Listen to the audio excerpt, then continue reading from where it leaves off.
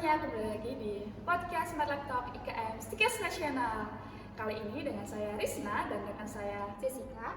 Nah, sebelum lanjut, buat teman-teman yang belum nonton episode pertama Smart Laptop IKM Stikers Nasional, boleh banget nih cek link di bawah ini.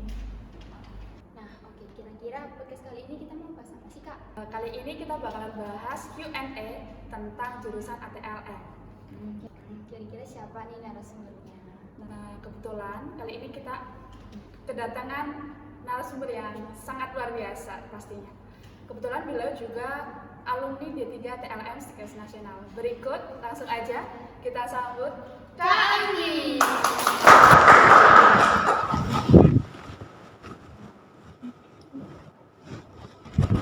Halo Kak Anggi. Hai. Gimana kabarnya, Kak? Alhamdulillah baik.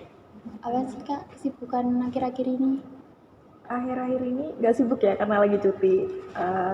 Aku kerja di Diagnos Lab Rumah Sakit Bunda Jakarta, dan kebetulan aku juga alumni IKM. Tahun kedua aku di Senat Mahasiswa juga, terus lulus di tahun 2020 dan alhamdulillahnya udah keterima kerja sebelum wisuda gitu. Keren banget nih. Oke, kali ini kita bakalan bahas tentang jurusan ATLM nih Kak Anggi sendiri. Apa sih ATLM dan gimana sih peranannya di bidang kesehatan? Peran ATLM banyak ya sebenarnya ya. Kayak kita yang pertama tuh wajib banget penegakan diagnosis di laboratorium, tentunya buat dokter, perawat, buat pasien, dan di luar itu masih banyak peran lagi sebenarnya. Kita tuh kadang terfokus sama satu hal yang buat kita lulus nih, pengennya tuh kerja di rumah sakit. Padahal ada banyak banget nih bidang pekerjaan yang bisa kita masukin. Ada non-lab, ada lab, rumah sakit, ada balai penelitian juga. Bahkan nggak sedikit juga teman-teman kita tuh yang di marketing alat kayak gitu. Banyak juga ya, jadi nggak hanya di laboratorium atau rumah sakit, bisa juga di alat-alatnya Gitu. Nah, ngomong-ngomong soal kuliah nih, Kak. Kak Anggi dulu kan juga lulusan Stikers Nasional. Kira-kira dulu kesibukan Kak Anggi di bidang organisasi itu kira-kira apa aja sih? Oke. Aku cerita aja ya. Dulu aku tahun pertama masuk semester 1-2, itu aku di IKM dikasih kewenangan buat pegang di wakil ketua ya, sama ketuanya ada Mas Zaka ya. Terus di tahun kedua aku ke Senat Mahasiswa. Di situ Senat masih awal banget kan. Sekarang udah luar biasa ya progresnya, HMP sama Senatnya, sama BEM-nya juga. Terus aku di sela-sela kuliah selain ikut organisasi, di tahun pertama tuh aku ikut juga PKM program kreativitas mahasiswa yang di Dikti ya. Di situ aku alhamdulillah dapat pendanaan dari Dikti, tapi belum dapat kesempatan buat maju ke nasional. Terus di tahun kedua naik tahun ketiga itu dicalonin sama himpunan buat maju ke Mapres, mahasiswa berkelas ya. Terus dapat kesempatan juga buat maju ke nasional begitu. Keren banget sih. Ternyata Kak Anggi juga banyak ikut kegiatan di kampus ya. Iya. Kira-kira dari Kak Anggi sendiri benefit apa sih dari kegiatan yang ada di kampus yang bisa diterapin di lingkungan pekerjaan? Oke. Benefitnya ya, banyak. Yang pertama pengalaman jelas. Kita bisa kerja tim di sebuah organisasi, dan pastinya kita tuh kerja kan nggak sendiri ya, banyak orang. Belum juga nanti kalau di rumah sakit ada perawat juga, ada dokter. Kita komunikasinya kayak gimana nih sama mereka. Dan orang-orang yang cenderung ke organisasi itu pasti paling enggak bisa tuh komunikasi. Ketemu orang baru tuh pasti bisa aja komunikasi. Terus selain itu, benefit dari organisasi, kita belajar lebih cepat daripada teman-teman yang lain yang enggak ikut organisasi. Kayak gini contohnya. Di organisasi kan kita diminta bikin proker kan ya. Iya. Bikin proker kan laporan juga, dikoreksi sama waka, dikoreksi sama teman-teman yang lain. Kita bisa tuh belajar di situ penulisan laporan yang bakal kepake nih pas buat bikin laporan biasa Akhir bulan ya Kak? Gitu. Terus apalagi ya, public speaking kayak gitu. Terus kalau kalian ikut yang lain nih, kita belajar lebih cepat gitu loh. Kayak ini di tingkat 1 teman-teman aku belum penelitian nih, Padahal kita udah diikutin PKM kayak gitu. Nanti di tingkat akhir kita tinggal jalan aja tuh. Terus di tingkat 2 udah mulai ikut Mapres kan ya. Mapres kita bikin penelitian tuh. Jadi kita tinggal ikut gitu aja. Startnya lebih cepet gitu. Tapi ya walaupun finishnya tetap bareng-bareng ya, kita wisuda bareng-bareng. Tapi paling enggak nanti ketika teman-teman kita nulis, teman-teman kita bikin laporan, terus kita udah kelar nih bisa bantu atau bisa nyicil-nyicil buat lamar pekerjaan kayak gitu. Benefitnya banyak banget ya ternyata.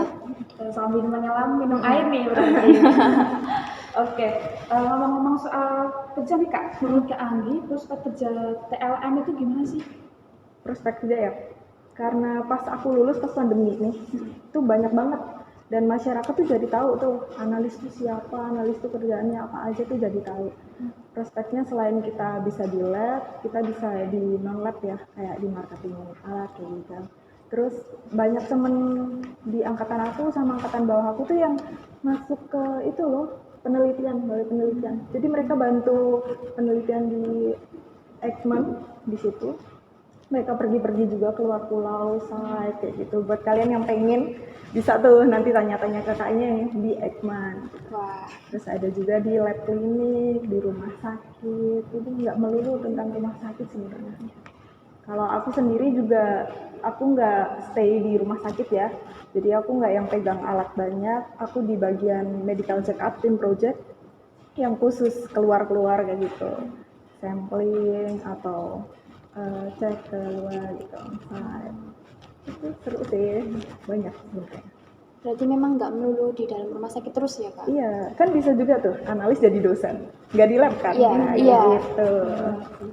Ngomong-ngomong soal lingkungan kerja nih Kak, cara Kak Anggi sendiri biar cepat beradaptasi dengan lingkungan kerja itu gimana sih Kak? Mungkin bisa sharing-sharing ke teman-teman. Oke, yang pertama tuh harus mau belajar, Mas ya. Tekanan kerja tuh pasti ada dari manapun, entah teman sendiri atau dari atasan.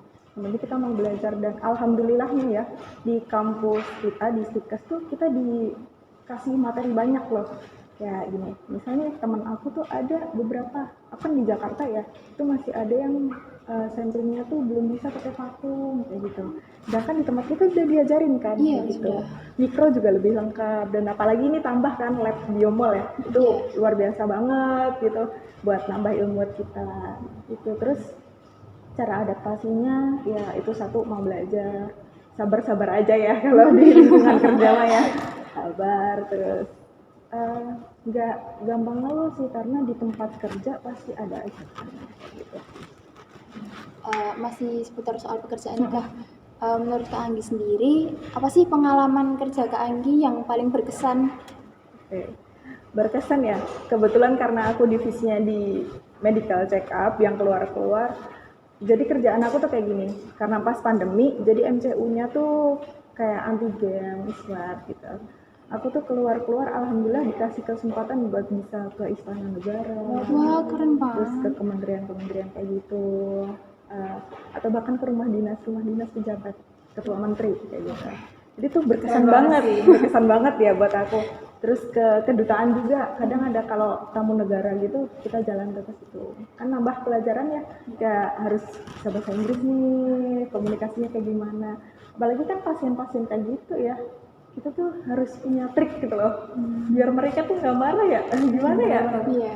Ya, lebih real ya pasien-pasiennya. Itu berkesan banget sih.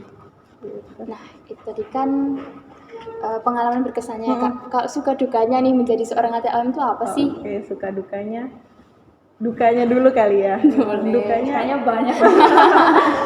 yang pertama tuh kuliahnya berat ya. Iya. Kuliahnya berat, teman-teman pasti ngerasain.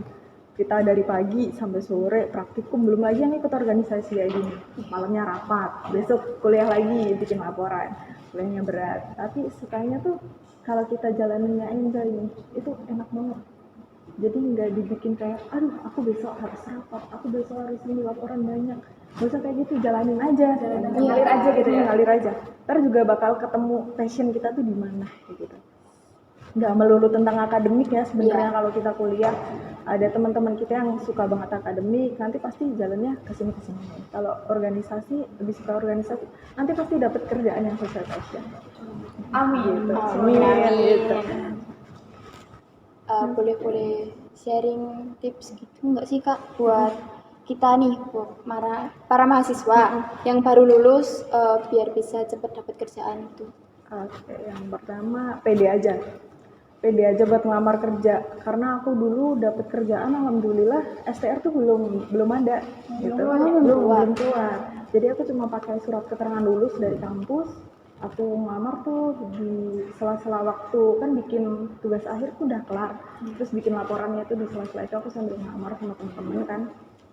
Alhamdulillah juga dulu lagi banyak permintaan buat analis dan diterima sebelum wisuda gitu. Tipsnya mungkin udah pede aja ngelamar, masukin gini-gini. Tapi kalau misal nih kalian, aku bisa contoh kayak gini, aku nggak suka nih di rumah sakit, kalau bisa ya disingkirin dulu, itu nomor 2 daripada nanti kita kerja tapi nggak sesuai nih, nggak minat, akhirnya jatuhnya kita cepet resign kayak gitu. Kan alumni ada penilaiannya dari kampus, kita tuh kerja dikirim sama kampus tuh form gitu, dapat penilaian nih lulusan stikesnya bagus nggak kerjanya, kayak gitu sampai dinilai. Jadi kotak-kotakin aja kalian pengen kerja di mana, kalian pengen kerja kayak apa, terus nanti coba tuh masukin. Kalau mau tanya-tanya kerjaan bisa ke tingkat kita kan banyak ya, alumni banyak. Kalau Kak Anggi dulu waktu jadi IKM itu gimana sih caranya minimalisir waktu, terus kayak caranya buat Kak Anggi biar nilainya itu juga nggak jeblok juga gitu loh. Bagi waktu ya penting ya. Pasti pernah tuh suatu ketika kita ngerasa kayak waktu padat banget kan, nggak bisa bagi sana sini. Tapi kita bikin timeline aja. Tujuan kita kuliah kenapa? Pertama akademik dulu kita kelarin tuh, nanti rapat jalan malam. Kan juga kita rapat pasti diskusi kan ya. Iya. Diskusi kan. Bisanya kapan gitu. Pasti nggak bakal berbentrokan sih kalau kata aku ya. Kayak gini, acara kayak gini Sabtu di saat libur ya, jadi bisa tuh gitu. Mungkin lebih ke diimbangin aja, akademiknya diimbangin, organisasinya diimbangin gitu, nanti bagus deh. Balik lagi soal pekerjaan nih Kak, tadi kan rekannya Kak Anggi ada yang udah jadi admin ya. Nah kira-kira itu tuh kapan sih Kak? Kalau di admin ya, aku dengarnya secara umum aja ya. Dia tuh kayak site gitu, kita bantu penelitian dari admin sendiri. Karena kan masih bagian dari pemerintahan ya, gitu dia bantu penelitian ke suatu tempat. Misal nih ke Nusa Tenggara atau ke Sumba, kita bantu di situ sampling, atau uji vaksin, atau uji alam. Jadi kita di sana tetap jadi analis, sampling, ambil darah atau running alat gitu, terus nanti mereka bantu tuh bikin laporannya, bikin penelitiannya. Dan itu mereka biasanya pindah-pindah ya, dia nggak stay di Jakarta kan. So 3 bulan pertama di Sumba, 3 bulan berikutnya di Pekanbaru, di Medan gitu. Buat kalian yang seneng tuh kayak gitu, bisa tuh tanya ke rekan-rekan kita yang di Ekman. Apalagi yang suka main-main nih, Nah, gitu. yang suka traveling, boleh banget ya. Boleh Suka banget. berpetualang. Itu ada banyak lagi di lab yang lain ya. Di lab pusat tuh teman-teman yang di Jakarta Pusat kebetulan banyak, ada sekitar 40-an orang yang biasa. Itu dari Stikes semua Kak? Dari Stikes semua. Wah, banyak banget. Kan kemarin sempat itu kan buka bersama, kita kumpulin tuh teman-teman, dan banyak ternyata 40-an dari tingkat di aku sama di bawah aku, belum yang di atasnya ya. Itu udah banyak. Jadi mungkin Stikes ini kan banyak kerjanya. Jadi kalian nggak usah takut kalau misal merantau nih gimana gitu. Mungkin ada teman-teman yang pengen banget merantau, ada yang pengen juga stay di Solo atau di tempat tinggal lain. Nggak usah ragu sih. Gak usah takut buat ngerantau. Iya. Gak usah takut gak punya teman ya. Apalagi yang ikut organisasi, pasti temennya lebih banyak. Iya. Kalau balik lagi soal kuliah nih Kak, kan kita kan yang buat kakak-kakak nih yang mau lulus itu kira-kira langkah apa sih yang harus diambil? Kalau mau lulus, yang penting KTI-nya kelar dulu ya. Paling utama sih ya. Utama. Kayaknya sekarang udah exit exam ya, Ukom harus lulus ya. Iya, Ya kan. Jadi itu dikelarin dulu, terus nanti sambil nyicil kalau memang belum bisa apply ke kerjaan, bisa nyicil bikin CV tuh, bikin lamaran. Nanti kita juga diajarin kok, dikasih tahu gimana caranya bikin. Ada satu materi nanti dari dosen buat kita caranya kayak gini, wawancara kerja tuh kayak gini loh, terus bikin resume, bikin lamar menjadi apa aja tuh kita diajarin gitu.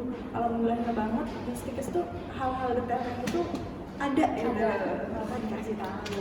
Syukur ya, bersyukur nih masuk Stikes. Dibimbing terus kita, apalagi kita udah keterima kerja tuh ada evaluasi dari kampus, kerja di mana ditanyain, di-tracking. Rekam jejaknya. Gitu.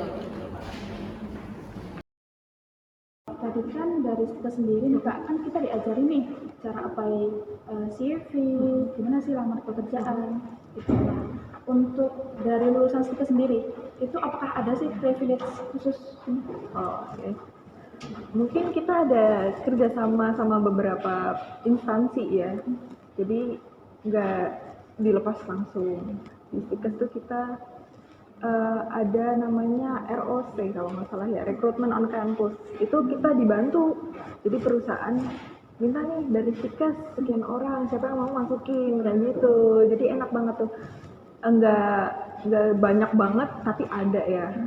Kita dibantu buat melamar pekerjaan di situ lewat jalurnya dari kampus. Jadi kita nggak dilepasin guys, kita di itu ada ROC Recruitment on Campus gitu. Jadi jangan khawatir buat teman-teman kalau nanti udah lulus gimana sih harus gini dari kampus bantuin Kak pasti. Iya, bantuin. Nggak bakal dilepas. Tuh. Nah itu kalau tadi kan yang dari bantuan dari kampus nih Kak dibantu. Nah kalau yang mau cari kerja sendiri nih gimana sih caranya? Mau cari kerja sendiri sebenarnya banyak info ya.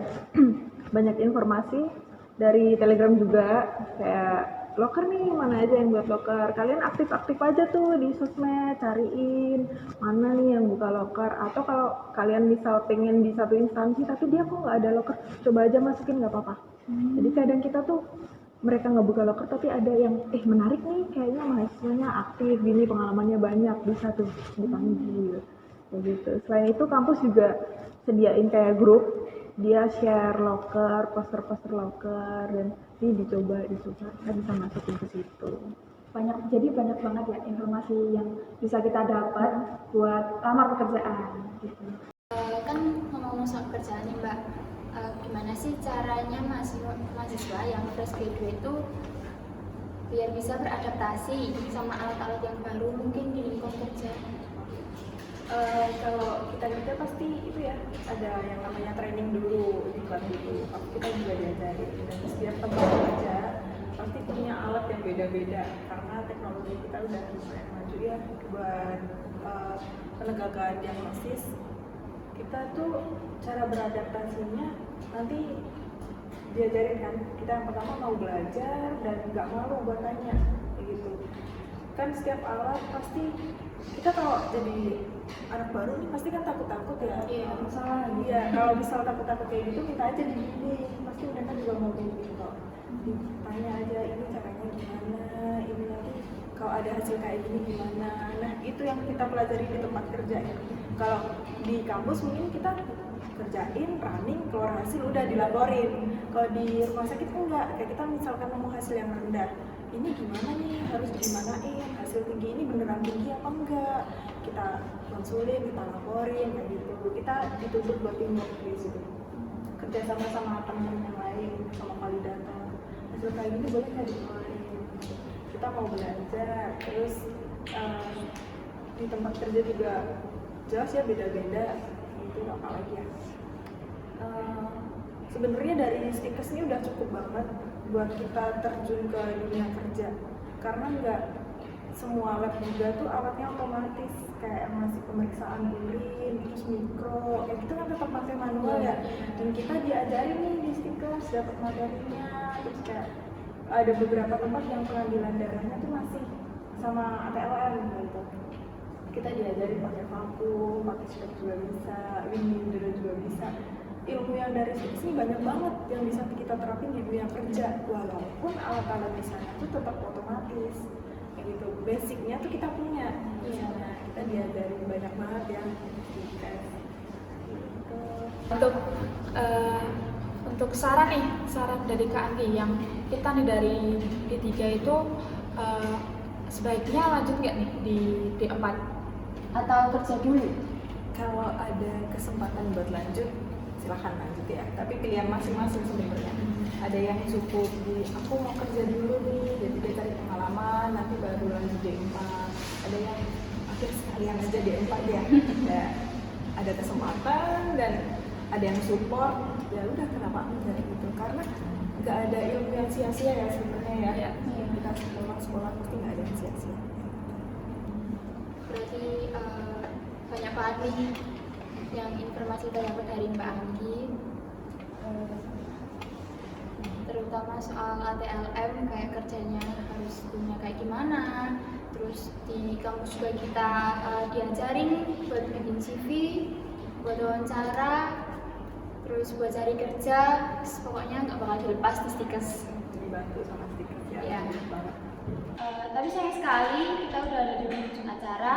Terima kasih buat Mbak Anggi yang sudah mau menyempatkan waktu hadir dan menjadi narasumber di podcast kali ini. Jauh-jauh nih dari Jakarta pastinya. Buat yang mau kerja di Jakarta nanti susulin. Iya. Nah, buat teman-teman semuanya yang ingin tahu lebih dalam soal ATLM, boleh banget follow Instagram Kak Anggi. Dan parasit ya.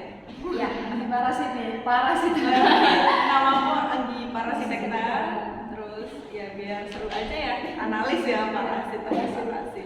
Sebenarnya bukan arti parasit yang sebenarnya. Singkatan dari parasit saya. Selain itu, kalian juga bisa follow IG IKM Stikes Nasional. Dan jangan lupa buat like, comment, dan subscribe akun YouTube kita. sampai jumpa di podcast selanjutnya. Bye bye.